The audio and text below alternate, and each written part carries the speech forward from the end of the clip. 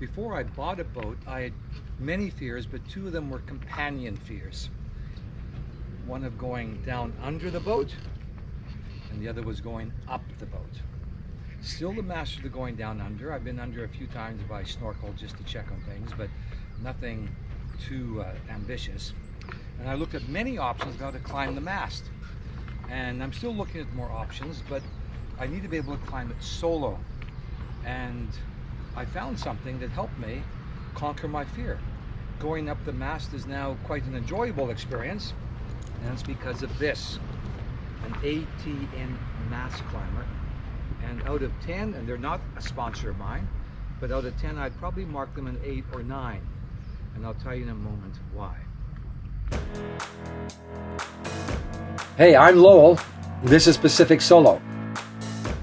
I have to prepare myself for the greatest challenge of my life, crossing the North Pacific via what I'm calling Nemo North, the place in the North Pacific furthest away from land in any direction, and to take you there with me via this channel.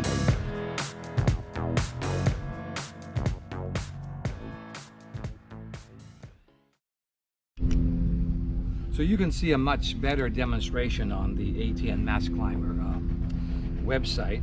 I looked at two places to buy, West Marine and Defender.com. Defender.com was about 10% cheaper, and so I bought it through them, and it only took a few days to get to me in Japan, even amid a pandemic. There's the picture, and you can see the position that you take as you climb. So let me just give you a quick open it up here and show you how it works, basically.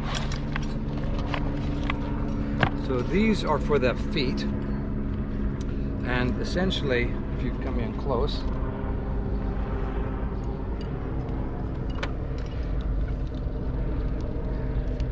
you attach it this way.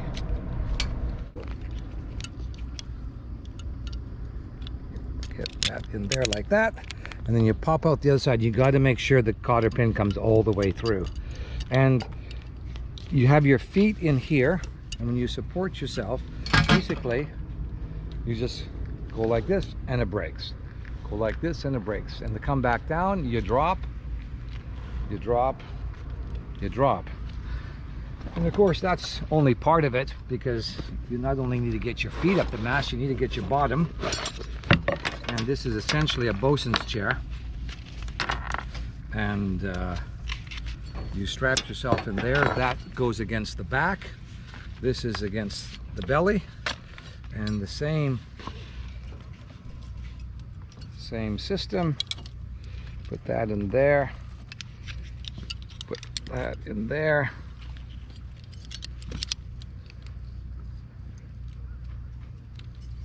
and it's very important to make sure these pins are all the way through. I have been up a couple times where it's not been quite through, like that, see? And I had to snap it. And then essentially you crawl in. So essentially you climb up a halyard. I have my halyard out here to the gunwale because otherwise I could snap off the mast light going up. The one thing I don't like about it is it's already beginning to chafe. And that's because it's rubs against the standing rigging. So that means I don't give it a 10, basically. But the way you operate, you get your feet through like this. And it's too high, so I'm going to drop down the bosun's chair so I can get the other foot in. Like so.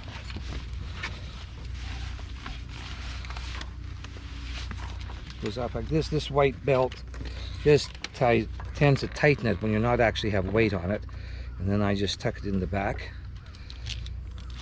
That goes up. Now I need to drop these so I can get my feet in,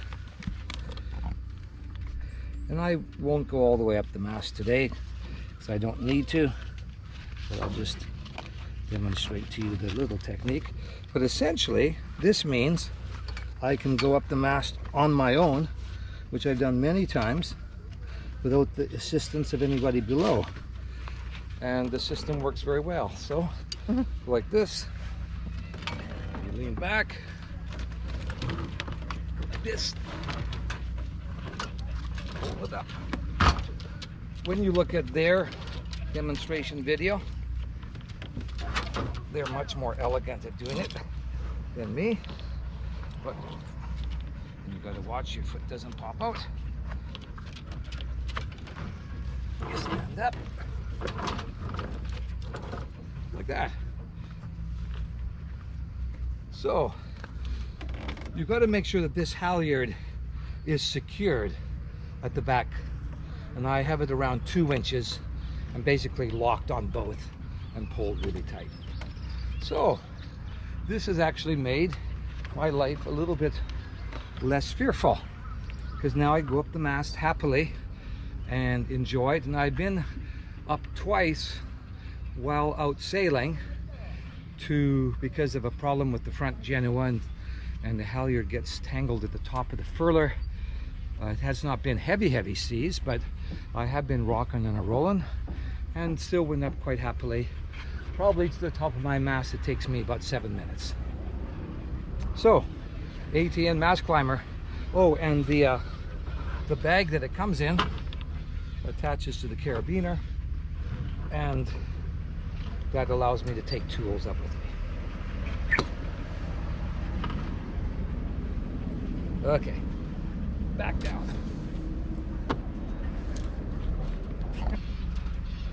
Oh. The one other thing I usually do is wear socks, because these also chafe my ankles. So if I went all the way up the mast today, I would have my socks on. Otherwise I'd come down with abrasions.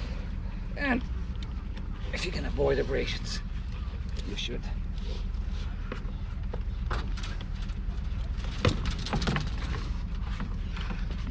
And still developing the twirl technique.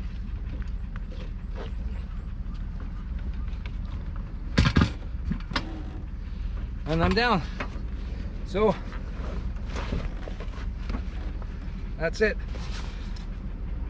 I recommend it. ATN Mast Climber. Love it, in fact.